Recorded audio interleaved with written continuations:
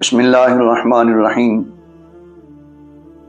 اس سے پہلے کلمہ طیبہ کے راز کی سیریل میں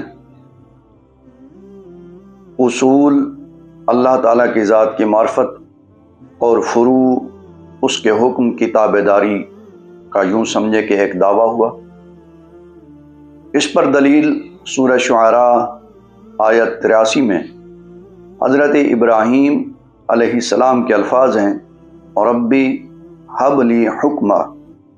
تو اس آیت کریمہ کے حصے میں حضرت ابراہیم علیہ السلام نے قوت نظریہ کی تکمیل کی دعا فرمائی۔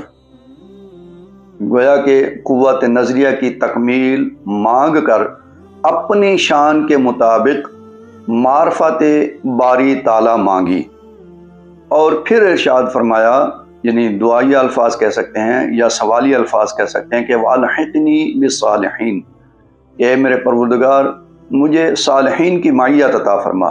صالحین کی معیت اس لیے مانگی تاکہ افراط و تفریط سے بچتے ہوئے قوت عملیہ کی تکمیل کا حصول ممکن ہو جائے، اور یوں جب اللہ تبارک و تعالیٰ کی حکومت الہیہ سنبھالنی پڑے تو پھر اس سے پہلے مخلوق کے لیے سیاست میں ملکہ ہونا ضروری ہے، اور یہی کلمہ طیبہ کا راز ہے، اور یہی آیت کریمہ کے مطابق حضرت ابراہیم علیہ السلام کے الفاظ ہیں۔